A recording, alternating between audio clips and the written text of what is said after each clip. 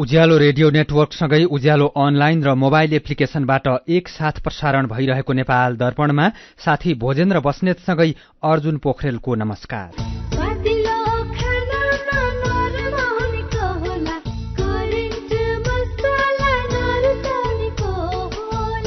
नेपाल दर्पणको साथमा करेन्ट मसला र करेन्ट चिया, स्वादको झट्का।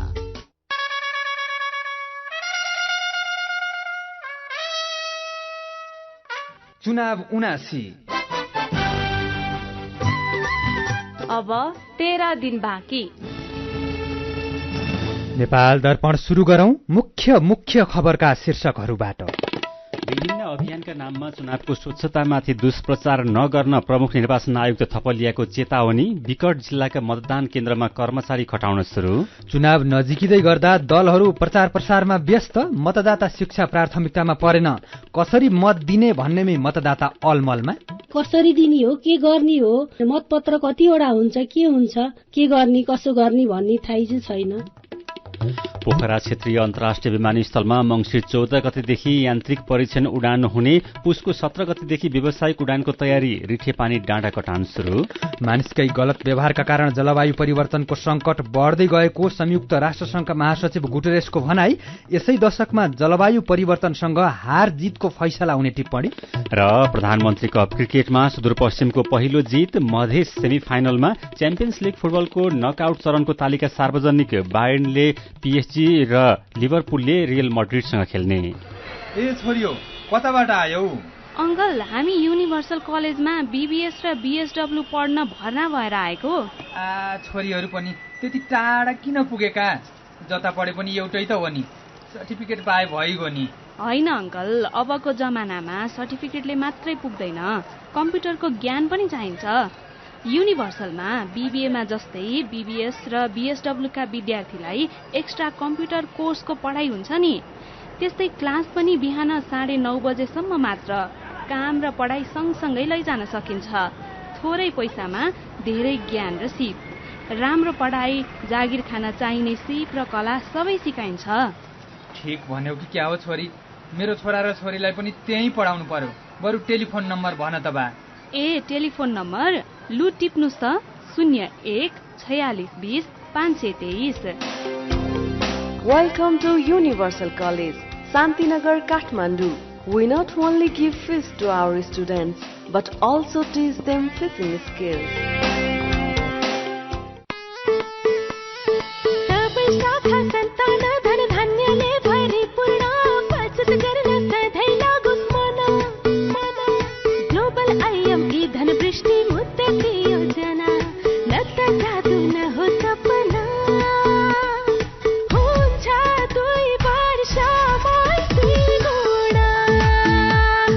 हजुर, ग्लोबल आयामी धनवृष्टि मुद्दती योजना निरन्तर बचत गर्ने बानीलाई प्रोत्साहन गर्दै प्रारम्भिक रकमको 10% त्रैमासिक रूपमा अन्तिम त्रैमास बाहेक जम्मा गर्दा प्रारम्भिक रकमको 2 गुणा 2 वर्षमै प्राप्त गर्न सकिने ग्लोबल आयामी ब्याङ्क, सबैका लागि ब्याङ्क।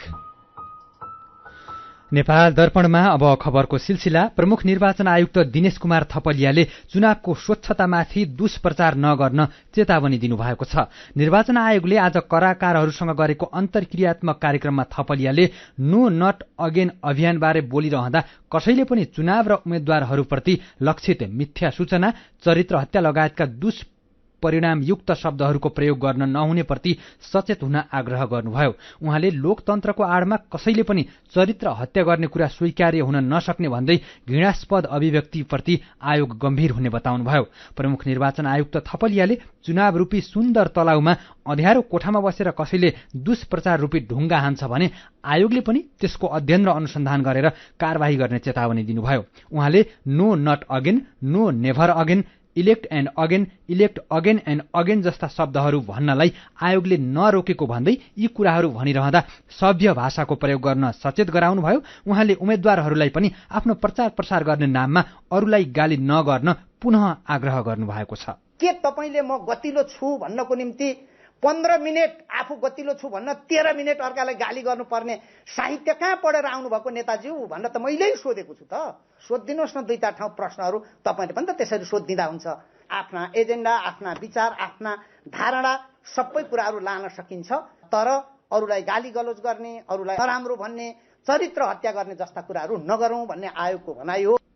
निर्वाचन आयोगले विकट जिल्लाका मतदान केन्द्रमा कर्मचारी खटाउन शुरू गरेको छ। भौगोलिक रूपमा टाढा रहेका र विकट जिल्लाहरूमा आजदेखि नै कर्मचारी खटाउन थालिएको र त्यहाँ पुगेका कर्मचारीसँग समन्वय गरेर काम गर्ने आयोगले जनाएको छ। आवश्यक पर्दा केन्द्रले तत्काल निर्णय गर्नुपर्ने भएकोले मतदान केन्द्रमा खटिने कर्मचारीहरू आयोगप्रति उत्तरदायी हुने प्रमुख निर्वाचन आयुक्त दिनेश कुमार थपलियाले बताउनुभयो। यस्तै आयोगले मंसिर 4 गते हुने चुनावका लागि संयुक्त निर्वाचन सञ्चालन केन्द्र सञ्चालन गरेको छ। चुनावको व्यवस्थापन, सुरक्षा र अनुगमनका कार्यमा समन्वय बढ़ाउन आयोगमा संयुक्त निर्वाचन सञ्चालन केन्द्र सञ्चालन गरेको प्रमुख निर्वाचन आयुक्त थपलियाले बताउनुभयो। संयुक्त निर्वाचन सञ्चालन केन्द्रले मतदान केन्द्रहरूमा खटिएका कर्मचारीहरूसँग सिधै समन्वय समेत गर्नेछ। नेकपा एमालेका अध्यक्ष तथा पूर्व प्रधानमन्त्री केपी शर्मा ओलीले यस पटकको चुनाव देशलाई उज्यालोतर्फ वा अँध्यारोतर्फ कता लैजाने भन्ने भूमिकामा रहेको बताउनु भएको छ। स्याङ्जाको पुतली बजारमा आयोजित चुनावी सभामा अध्यक्ष ओलीले अहिले देशलाई सही दिशामा लैजान चाहने र अवरोध गर्नेहरूबीच प्रतिस्पर्धा भइरहेको दावी गर्दै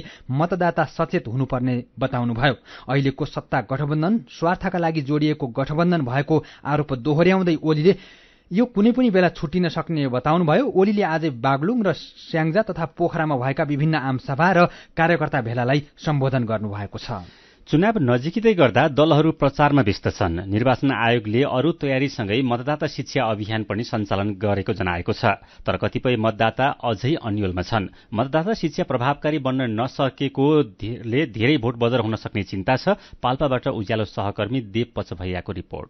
मैले यसभन्दा अगाडि 3 चोटि भोट दिएँ। नेताहरू हाम्रो घरतिर पनि आइराख्नु भएको छ। बाटोमा भेट्दा पनि उहाँहरूले मलाई भनिराख्नु भएको छ यसमा भोट दिनु भन्दै। त्यसपछि उहाँहरूले कसरी दिने हो, के गर्ने हो भन्ने उहाँहरूले हामीलाई बताउनु भएको छैन। मतपत्र कतिवटा हुन्छ, के हुन्छ, के गर्ने, कसो गर्ने भन्ने थाहै चाहिँ छैन। एमघा पाल्पाकी 38 वर्षीय शान्ता ढकाललाई जस्तै यस अघि पटक पटक मतदान गरेका अरू कतिपयलाई पनि यस पटकको चुनावमा कसरी मत हाल्ने भन्ने अन्यल नै छ। भैर प्राथमिक विद्यालय बन्दीपोखरा बाँझाका प्रधानाध्यापक भावना खनाल। योभन्दा अघिल्लो निर्वाचनमा चुनावमा जब म चुनावको लागि बसेको थिएँ, मतपत्र लिएर कतिपय आमा बुवाहरूले त धेरै जसो नजान्ने हुनुहुन्छ। कतिपयले सबै मतपत्रमा भोट हालेर बाहिर आएर यो भयो कि भएन नानी भनेर देखाउनु भयो भने यस्तो अचम्म लाग्यो कि यो 17, 18, 20 वर्षका बाबु नानीहरू जुन पहिलो पटक मतदान गर्दै हुनुहुन्छ उहाँहरूलाई पनि थाहा छैन। भित्र गएर मतपत्र हेरिसकेपछि बाहिर आएर उहाँहरूले भन्नुभयो मिस या त मैले रोजेको उम्मेद्वार हुनुहुन्न त, कसैको पनि नाम देखिन भनेर सोध्नुभयो भने कि उहाँहरूलाई मतपत्रमा भोट कसरी हाल्ने भन्ने कुरै थाहा छैन। अहिले त झन् 4 वटा मतपत्रमा मत हाल्नुपर्ने भएको कारणले कतिवटा मतपत्र हुन्छ, कुनमा कसरी हाल्ने भन्ने कुरा मतपत्र पहिलो प्राथमिकता हुनुपर्छ। यदि मतपत्र सिकाइएन भने भोट गर्नुको र मैले जितेर मैले हारे भन्नुको कुनै औचित्य रहँदैन। पहिलेका चुनावमा महिनौ हुने निर्वाचन शिक्षाको कार्यक्रम अहिले घटेर 15 दिन मात्रै भएपछि त्यसको प्रभावकारिता नभएको धेरैको गुनासो छ। मानव अधिकार कर्मी सुशीला रेग्मी। आफ्नो उम्मेदवारको चुनाव चिन्ह कुन हो, मैले कहाँ चाहिँ भोट दिनुपर्छ, कसरी दिनुपर्छ भन्ने कुरा मतदातालाई पनि वास्तवमा थाहा नै छैन। अनि एकातिर चाहिँ मतदातालाई पनि आफूले चाहिँ पहिले नै मैले यसको जानकारी लिनुपर्छ है भनेर चाहिँ त्यसको पनि खोजी नगरेको कमजोरीको कारणले पनि मतपत्रहरू चाहिँ खेर गइरहेको जस्तो मलाई लाग्छ। त्यसैले दुवै पक्षको चाहिँ एकदमै राम्रोसँग प्रचार यसको मत यसरी दिनुपर्छ है भनेर यसको राम्रो जानकारी चाहिँ गराउनुपर्छ। वैशाखमा भएको पालिका चुनावमा पनि पाल्पामा धेरै मत बदर भएका थिए। विगतका कमी कमजोरीमाथि मूल्याङ्कन गएर अघि बढ्नु पर्नेमा त्यसो नभएकाले पनि समस्या भइरहेको छ भन्नुहुन्छ त्रिभुवन बहुमुखी क्याम्पस पाल्पाका प्राध्यापक युवराज पौडेल। राजनीतिक दलहरू, राजनीतिक नेताहरूले यो क्षेत्रसम्म पहुँचमा चाहिँ पुग्न नसक्नुको कारण हो। खालि भोट मेरो कति आउँछ, मेरो प्याक यति भोट भनेर मात्रै हुँदैन। त्यो नागरिकहरूलाई चाहिँ सचेतना गराउनु चाहिँ एकदम आवश्यक छ अहिलेको परिप्रेक्ष्यमा। पहिला यस्तो थियो भनेर मात्रै पनि हुँदैन। अब हामीले कसरी चाहिँ यो गल्तीहरूलाई करेक्सन गर्ने, कहाँबाट जाने भन्ने कुराहरू पनि सम्बन्धित क्षेत्रका सम्बन्धित व्यक्तिहरूले सबैले गर्नु आवश्यक छ। त्यसमा पनि नागरिकहरू पनि त्यसमा इन्भल्भ हुनु आवश्यक छ। चुनाव पनि परीक्षा जस्तै हो। मतदाता शिक्षा बिनै परीक्षामा सामेल गराउँदा परिणाम पनि राम्रो पक्कै नआउन सक्छ। जिल्ला निर्वाचन कार्यालय पाल्पाका प्रमुख रुकमागत अर्याल। निर्वाचन आयोगबाट स्वीकृत भएको मतदाता शिक्षा निर्देशिका अनुसार कम्तीमा पनि 15 दिनसम्म समुदाय स्तरमा गएर के कसरी चाहिँ मत हाल्ने, के कसरी मतलाई चाहिँ सदर गराउने भनेर हामीले एउटा एक प्रकारको घर दैलो कार्यक्रम पनि छ। मतदाता शिक्षालाई पनि हामीहरूले एउटा विभिन्न जुन एउटा परम्परागत रूपले भन्दा पनि विभिन्न चाहिँ अलिकति मोडर्न टाइपबाट सोशल मिडियाबाट, एफएम रेडियो, पत्र पत्रिकाबाट, एसियन अलर्ट भन्ने विभिन्न प्रकारका चाहिँ टेक्नोलोजीबाट भए पनि मितेबेही चाहिँ गराउन खोजेकी हो। राष्ट्रपति विद्यादेवी भण्डारी जनगणतन्त्र आइसल्याण्डको 6 दिने औपचारिक भ्रमणको लागि आज प्रस्थान गर्नुभएको छ। त्रिभुवन अन्तर्राष्ट्रिय विमानस्थलमा उहाँलाई उपराष्ट्रपति नन्दबहादुर पुन, सभामुख अग्निप्रसाद सापकोटा, राष्ट्रिय सभाका अध्यक्ष गणेश प्रसाद तिमिल सिन्हा लगायतले विदाई गर्नुभयो। महिला राजनीतिज्ञको विश्वव्यापी सञ्जाल वुमन पोलिटिकल लिडर्स WPL कार्यक्रममा सहभागी हुन राष्ट्रपति भण्डारी आइसल्याण्ड जानुभएको हो। भ्रमण पूरा गरेर राष्ट्रपति भण्डारी कार्तिकको 26 गते स्वदेश फर्कनु हुने कार्यक्रम रहेको छ। सीधा कुरा प्रष्ट विचार, यो हो उज्यालो रेडियो नेटवर्क। नेपाल दर्पणमा खबरको सिलसिला बाँकी नै छ, सुन्दै गर्नुहोला। HIV का बारेमा खुलेर कुरा गरौं। सँगै बस्दा, खाँदा, पढ्दा र सँगै खेल्दा कुनै कीरा वा लामखुट्टेले टोक्दा HIV सर्दैन। हात मिलाउँदा, अंकमाल गर्दा तथा चुम्बन गर्दा, एउटै चर्पी प्रयोग गर्दा र अरूको लुगा लगाउँदा HIV सर्दैन। समयमै उपचार गरेमा HIV संक्रमित पनि स्वस्थ व्यक्ति सरह बाँच्न सक्छन्। त्यसैले नियमित औषधिको सेवन गरौं र स्वस्थ जीवन बाँचौं। HIV को औषधि ARV हरेक सरकारी अस्पतालमा निशुल्क पाइन्छ। HIV संक्रमितहरू अरू भन्दा भिन्न होइनन् भन्ने कुरा बुझौं र समान व्यवहार गरौं। HIV संक्रमितहरूमाथि हुने भेदभावको अन्त्य गरौं। Nepal youth foundation, 12+, Lumbini plus र मकवानपुर महिला समूह। राप्ती इन्जिनियरिङ कलेज घोराही दाङको विद्यार्थी भर्ना सम्बन्धी सूचना। स्थापनाको पहिलो ब्याचमै इन्जिनियरिङ कार्यक्रमतर्फ पोखरा विश्वविद्यालय प्रथम तथा BCA तर्फ 5औं ब्याचमा गोल्ड मेडल प्राप्त गर्न सफल। लुम्बिनी प्रदेशकै उत्कृष्ट ISO सर्टिफाइड यस कलेजमा BE सिभिल र BCA कार्यक्रममा भर्ना खुलेकाले इच्छुक विद्यार्थीले तुरुन्त सम्पर्क गर्नुहोला। सम्पर्क Rapti engineering college Ghorahi Dang. Phone 082 562 601, 98 578 35 990, 98 578 31 684। 3 वर्षे diploma in computer engineering, pre diploma in civil, survey अमिन र इलेक्ट्रिकल इन्जिनियरिङमा केही सिट खाली रहेकाले अध्ययन गर्न इच्छुक विद्यार्थीले छिटो सम्पर्क गर्नुहोला। उज्यालो रेडियो नेटवर्कबाट प्रसारण भइरहेको नेपाल दर्पणमा तपाईंलाई फेरि स्वागत छ। यतिन्जेल हामीले विभिन्न अभियानका नाममा चुनावको स्वच्छतामाथि दुष्प्रचार नगर्न प्रमुख निर्वाचन आयुक्त थपलियाको चेतावनी, चुनाव नजिकिँदै गर्दा दलहरू प्रचार प्रसारमा व्यस्त, मतदाता शिक्षा प्राथमिकतामा परेन लगायतका खबर प्रस्तुत गर्यौं। नेपाल दर्पणमा अब बाँकी खबर।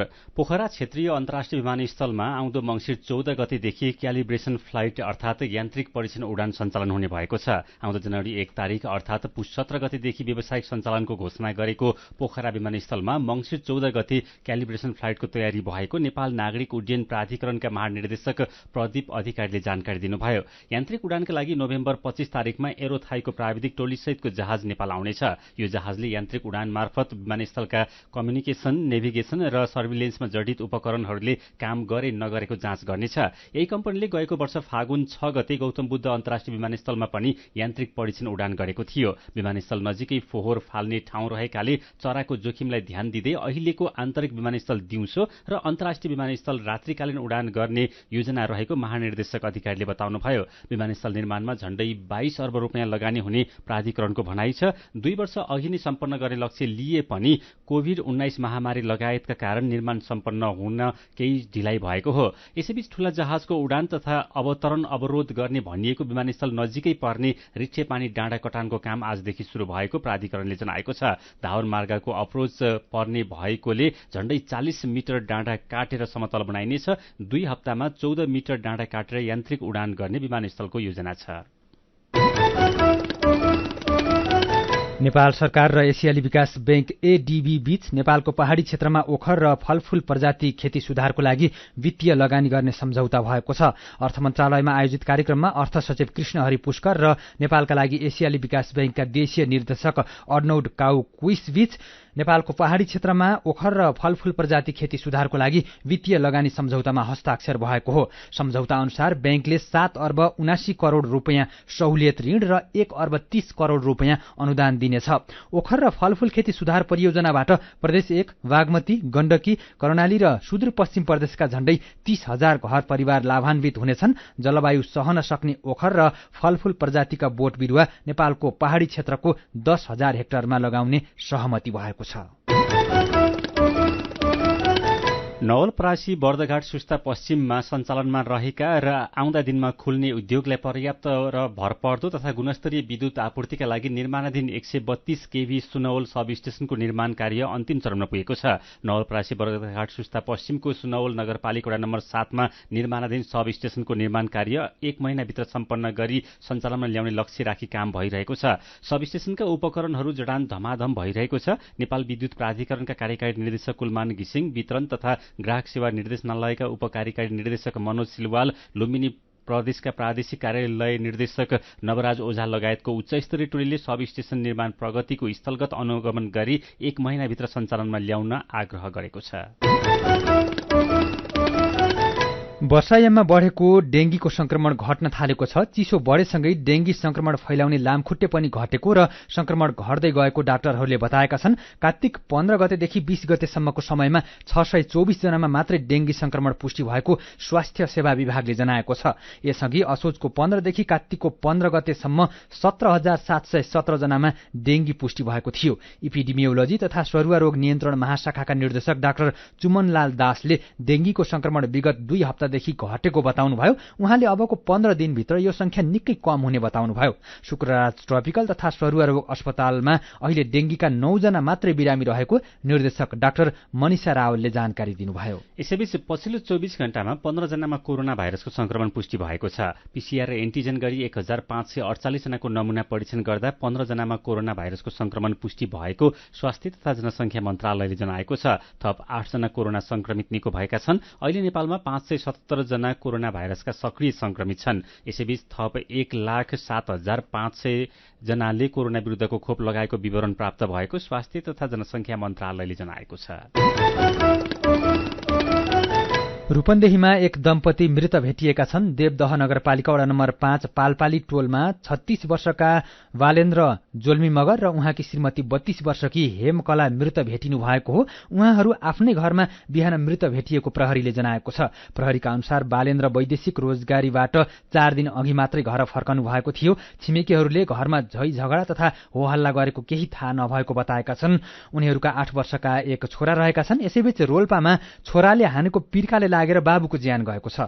घरयासी विवाद हुँदा त्रिवेणी गाउँपालिका 4 का 23 वर्षीय सन्दीप घरतीले पिर्का प्रहार गर्दा उनका 54 वर्षका बुबा मानसिंह घरतीको ज्यान गएको प्रहरीले जनाएको छ। आज बिहान 9 बजेतिर भान्सा कोठामा बसेर रक्सी खाइरहेका बेला घरयासी कुरामा विवाद हुँदा छोराले पिर्का प्रहार गर्दा बुबाको ज्यान गएको हो। सन्दीपलाई पक्राउ गरेर अनुसन्धान भइरहेको जिल्ला प्रहरी कार्यालय रोल्पाले जनाएको छ। हिजो 43 अङ्कले बढेको शेयर बजार आज घटेको छ। शेयर बजार परिसूचक नेप्से 6.43 अङ्कले घटेर 1958.94 बिन्दुमा झरेको छ। आज कारोबार रकम भने बढेको छ। 224 वटा कम्पनीका 49,44,000 किता शेयर 2 अर्ब 10 करोड़ रुपियाँमा कारोबार भएको छ। नवलपरासी बर्दघाट सुस्ता पूर्वको मध्यबन्धु नगरपालिका वडा नम्बर 3 ब्रह्मस्थानमा रहेको ब्रह्म प्राथमिक विद्यालयमा दिवा खाजा लागू भएको 12 वर्ष भए पनि विद्यार्थीको संख्या भने न्यून रहेको छ।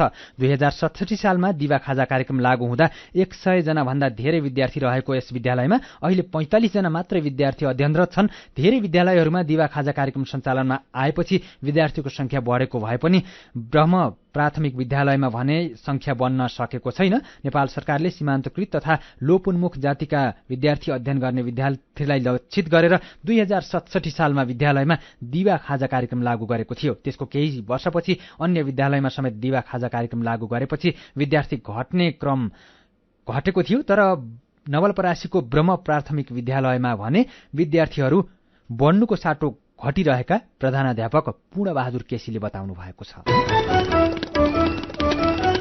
नेपाल दर्पणमा मेरो पनि भन्नु छ सँगै खबरको सिलसिला बाँकी नै छ, सुन्दै गर्नु। होइन हो दाजु भाउजू, खुसी हुँदै कस्तो नाचे। हामीलाई त तेरा भन्दा धेरै सुविधा मुक्तिनाथ आशीर्वाद बचत खाता खोलेर। होइन के छ र यसमा त्यस्तो खुसी भइरा? सर्वाधिक ब्याज दर निशुल्क डेबिट कार्ड छ यसमा, मोबाइल ब्याङ्किङ अनि गजबको बिमा। खातामा बिमा हो नि, अब खुसीको छैन कुनै सीमा। बचत खातामा 1 करोड 1 लाखसम्मको बिमा। हो हजुर, अब मुक्तिनाथ आशीर्वाद बचत खातामा पाउनुहोस् 1 करोड 1 लाखसम्मको बिमा, साथै आकर्षक ब्याज दरसँगै निशुल्क भिजा डेबिट कार्ड, निशुल्क मोबाइल ब्याङ्किङ अनि 13 अन्य ब्याङ्किङ सुविधाहरूमा छुट। अब खुसीको छैन कुनै सीमा। बचत खातामा 1 करोड 1 लाखसम्मको बिमा। मुक्तिनाथ विकास ब्याङ्क, जनता ब्याङ्कमा होइन, ब्याङ्क जनतामा जानु पर्दछ। गाउँको उत्पादन शहरमा, रैथाने खाना घर घरमा। पञ्चगुणीय तत्त्वले भरिपूर्ण रैथाने कृषि खाद्य वस्तु तथा सामग्रीहरू कृषकहरूबाट संकलन तथा प्रशोधन गरी काठमाडौँ उपत्यका भरि सहज रूपमा होम डेलिभरी भइरहेको कुरा सहर्ष जानकारी गराउँदछौं। सम्पर्क तथा जानकारीका लागि रैथाने एग्री प्रोडक्ट्स नेपाल प्राली, चप्पल कारखाना, Maharajganj, Kathmandu. Phone number 01 40 15 658 40 15 662, mobile number 98 434 21 743 र 98 550 45 242। रैथानेलाई तपाईले मोबाइल एपको लागि RAITHAANE रैथाने टाइप गरेर वा वेबसाइट www.raithanenepal.com मा गएर पनि भेट्न सक्नुहुनेछ। उज्यालो रेडियो नेटवर्क मार्फत देशभरिका विभिन्न एफएम स्टेशन तथा उज्यालो अनलाइन र मोबाइल एप्लिकेशनमा प्रसारण भइरहेको नेपाल दर्पणमा तपाईंलाई फेरि स्वागत छ। अब बाँकी खबर। ललितपुरमा सञ्चालन भइरहेको कार्तिक नाच अन्तर्गत आज वस्त्र हरण लीला देखाइएको छ।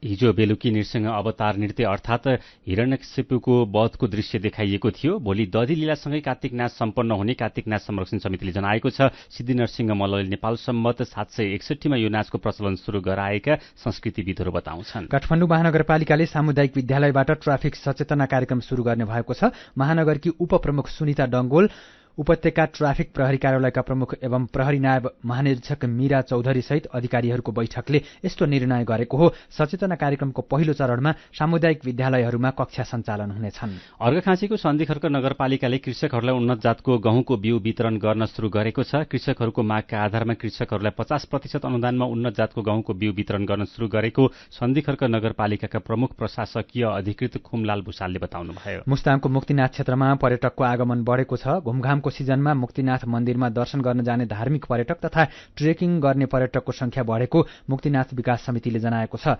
आन्तरिक तथा विदेशी पर्यटकको संख्या बढेसँगै मुक्तिनाथ क्षेत्रका होटल भरि भराउ भएका छन्। वर्षको 2 सिजन मात्रै व्यापार गर्न पाउने मुक्तिनाथ क्षेत्रका होटल तथा अन्य व्यवसायीहरू यो सिजनमा पर्यटक बढेपछि उत्साहित भएका छन्। मुस्ताङ भ्रमणको लागि अहिलेको मौसम सबैभन्दा उपयुक्त रहेको छ। मुस्ताङका प्रमुख पर्यटकीय गन्तव्यहरू मुक्तिनाथ, जोमसोम, कागबेनी, लोमान्थाङ, कोराला नाका, मार्फा गाउँ, ठिनी, धुम्बाताल लगायतका रहेका छन्। चुनावको लागि डोटीमा 1422 जना कर्मचारी खटिने भएका छन्। जिल्लाका 178 मतदान केन्द्रमा 8 जना जगेडा कर्मचारी सहित 1422 जना कर्मचारी खटिने मुख्य निर्वाचन अधिकृतको कार्यालय डोटीले जनाएको छ। मेरो पनि भन्नु छ। निर्वाचन आयुक्त रामप्रसाद भण्डारीले दलहरूले आफैले हस्ताक्षर गरेर सहमति जनाएको आचार संहिता उल्लंघन गरे भन्नुभएको बारे मेघा सापकोटा भन्नुहुन्छ। चुनावको बेला पूर्ण रूपमा आचार संहिता पालना गर्ने दलहरू कम नै हुन्छन्। निर्वाचन आयोगले पनि यसो कागजमा स्पष्टीकरण सोधेको जस्तो मात्रै गर्ने हो, खै कड़ा कारबाहीको व्यवस्था। यही विषयमा बालकृष्ण पाण्डे भन्नुहुन्छ, आचार संहिताको पालना नगर्नेलाई तपाईहरूले खासै कडाई गरे जस्तो लाग्दैन। कारबाही गर्न सक्नुहुन्न अनि मुखले मात्रै भनेर कसले मान्ने यहाँ। रोल्पामा पिर्काले हानेर छोराले बाबुको हत्या गरेको खबर पढेर र सुनेर युवराज मिश्र भन्नुहुन्छ, खबर सुन्दा पनि अचम्मै लाग्छ। न छोराले बाबु चिन्छ न बाबुले छोरो चिन्छ। होइन, हाम्रो समाज कतातिर गइरहेको छ। हत्या, हिंसा र अपराध मौलाउनुको कारण खोजेर समाधानतर्फ लाग्नुपर्ने देखियो। यही विषयमा बलिन्द्र बगाले भन्नुहुन्छ, को आफ्नो को पराई छुट्याउने गाह्रो, कोसँग मात्रै सुरक्षित रहने। आफ्नै घर परिवार र आफन्तबाटै यस्ता घटनाहरू भइरहेका छन्। अनि शंकरदेव भट्ट भन्नुहुन्छ, जाँडक्सी सेवन, रूढिवादी परम्परा लगायतका कारण यस्ता घटनाहरू भइरहेका छन्। यस्ता घटनाबारे समीक्षा हुन आवश्यक छ। विचारका लागि तपाईलाई धन्यवाद। मेरो पनि भन्नु छ। मेरो पनि भन्नु छ प्रस्तुत गर्दै हुनुहुन्थ्यो साथी जानुका दुवाडी। नेपाल दर्पणमा अब विदेशका खबर। संयुक्त राष्ट्रसंघका महासचिव एन्टोनियो गुटेरेसले हामीहरू आफ्नै व्यवहारका कारण विनाशको बाटोमा रहेको बताउनु भएको छ। जलवायु परिवर्तन सम्बन्धी पक्ष राष्ट्रहरूको 27औं संयुक्त राष्ट्रसंघीय सम्मेलन अर्थात कोप 27 को उच्च स्तरीय उद्घाटन समारोहमा उहाँले जलवायु परिवर्तनको असर हरेक दिन बढ़िरहेको र त्यसको कारण मानिस नै रहेको बताउनुभयो। उहाँले जलवायु परिवर्तनका कारण समस्या थपिरहेको भन्दै भन्नुभयो, हामी खुट्टामा एक्सिलेटर राखेर जलवायु नर्कको राजमार्गमा छौं। उहाँले जलवायुजन्य गतिविधिका कारण भएको हानि नोक्सानीलाई सम्बोधन गर्नका लागि प्रभावकारी व्यवस्था गर्नुपर्ने र त्यस सम्बन्धमा हुने सहमति नै कोप 27 को सफलता हुने बताउनुभयो। महासचिव गुटेरेसले जलवायु परिवर्तनको गम्भीर प्रभाव विश्व सामु प्रत्यक्ष रहेको बताउँदै हानि नोक्सानीको मुद्दा अब कुनै पनि हालतमा लुकाउन नसकिने बताउनुभयो। इजिप्टको शर्म एल शेखमा हिजोदेखि शुरू भएको कोप 27 को वार्ताका लागि तय गरिएको औपचारिक मुद्दाहरूको सूचीमा हानि नोक्सानीलाई पनि पहिलो पटक समावेश गरिएको छ। जलवायु परिवर्तनसँग जुझ्न यो दशक महत्वपूर्ण रहेको भन्दै उहाँले जलवायु परिवर्तनसँगको विश्वव्यापी युद्धमा मानिसहरूको हार या जित यही दशकमा वा हाम्रै अगाडि हुने बताउनुभयो। संसारमा सर्पको डसाईबाट हुने मृत्युका घटना मध्ये 82% भारतमा हुने गरेको पाइएको छ। विश्वका 21वटा देशका अनुसन्धानदाताहरू सहभागी भएर गरेको अध्ययन प्रतिवेदन अनुसार सर्पको डसाईबाट संसारभर हुने ज्यान जाने घटना मध्ये भारतमा 82.05% रहेको पाइएको छ। भारतको पत्रिका द हिन्दूले नेचर कम्युनिकेशन्स जर्नलमा प्रकाशित एक प्रतिवेदन अनुसार हरेक वर्ष संसारमा सर्पको डसाईबाट 78,000 जनाको ज्यान जाने गरेको छ।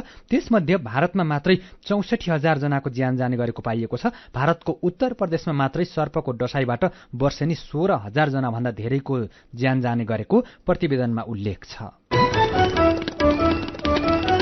अब खेल खबर। प्रधानमन्त्री कप 1 दिवसीय पुरुष क्रिकेट प्रतियोगितामा आज सुदूरपश्चिम प्रदेश विजयी भएको छ भने मधेस र बागमती प्रदेशको खेल रोमाञ्चक बराबरीमा सकिएको छ। सुदूरपश्चिमले कर्णाली प्रदेशलाई 5 विकेटले हराएको छ। मूलपानी क्रिकेट मैदानमा कर्णाली प्रदेशले दिएको 151 रनको लक्ष्य सुदूरपश्चिमले 29 ओभर 4 बलमा 5 विकेट गुमाएर पूरा गर्यो। सुदूरपश्चिमका लागि गजेन्द्र बोहराले 41 रन बनाए। कर्णालीका रविन्द्र शाहीले 3 तथा दिवन पुनले 2 विकेट लिए। त्यसअघि टस हारेर पहिले ब्याटिङ गरेको कर्णालीले 38 ओभर 1 बलमा अल आउट हुँदै 150 रन बनाएको थियो। कर्णालीका लागि अर्जुन घरतीले 70 रनको अर्धशतकीय इनिङ खेले। हेमन्त धामीले 3 विकेट तथा गजेन्द्र बोहराले 2 विकेट लिए। सुदूरपश्चिम चौथो र कर्णाली 5औं स्थानमा रहेका छन्। आजै कीर्तिपुरमा भएको खेलमा बागमती प्रदेश मधेस प्रदेश सँगको खेलमा बराबरीमा रोकिएको छ। मध्य प्रदेशले दिएको 191 रनको लक्ष्य पछ्याएको बागमती 4 बल बाँकी छँदै 190 रनमा अल आउट भएपछि खेल बराबरीमा सकियो। बागमतीले 8 विकेट गुमाएको अवस्थामा 3 रन चाहिएको थियो, तर 2 रन बनाउँदै 2 जना खेलाडी आउट भएपछि खेल बराबरीमा सकियो। बागमतीका पृथ्वी बास्कोटाले सर्वाधिक 40 रन बनाए। बोलिङतर्फ मधेसका राजेश यादव र प्रदीप पासवानले 3-3 विकेट लिए। यसअघि पहिले ब्याटिङ गरेको मध्य प्रदेशका रोहन विकले सर्वाधिक 63 रन बनाए। बोलिङतर्फ बागमतीका सूर्य तामाङ र नवीन यादवले 3-3 विकेट लिए। बराबरीसँगै समूह बीबाट मध्य प्रदेश सेमिफाइनलमा पुगेको छ। बल्ल खाता खोलेको बागमती पुछारमा छ। र युएफए च्याम्पियन्स लिग फुटबलको अन्तिम 16 अर्थात् नकआउट चरणको खेल तालिका सार्वजनिक भएको छ। आज सार्वजनिक भएको तालिका अनुसार आरबी लाइप्जिगले म्यान्चेस्टर सिटीसँग खेल्नेछ। यस्तै क्लब बुर्जले बेन्फिकासँग, लिभरपुलले रियल मड्रिडसँग र एसी मिलानले टोटनहमसँग खेल्नेछन्। लिभरपुल र रियल मड्रिड अघिल्लो सिजन फाइनल खेलेकोमा रियल मड्रिडले उपाधि जितेको थियो। यसपटक दुवै टोली नकआउट चरणमै खेल्ने भएका छन्। यस्तै इन्ट्र्याक्ट फ्र्याङ्कफर्टले नापोलीसँग, बोरुसिया डर्टमन्डले चेल्सीसँग, इन्टर मिलानले एफसी पोर्टोसँग र बायर्न म्युनिखले पेरिस सेन्ट जर्मेन पीएसजीसँग खेल्नेछ। खेलहरू आउँदो फेब्रुअरी महिनामा सुरु हुनेछन्।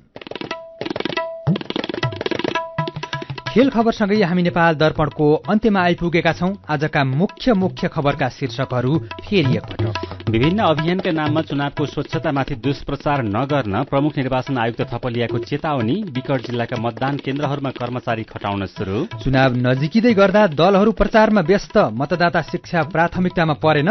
कसरी मत दिने भन्नेमै मतदाता अलमलमा।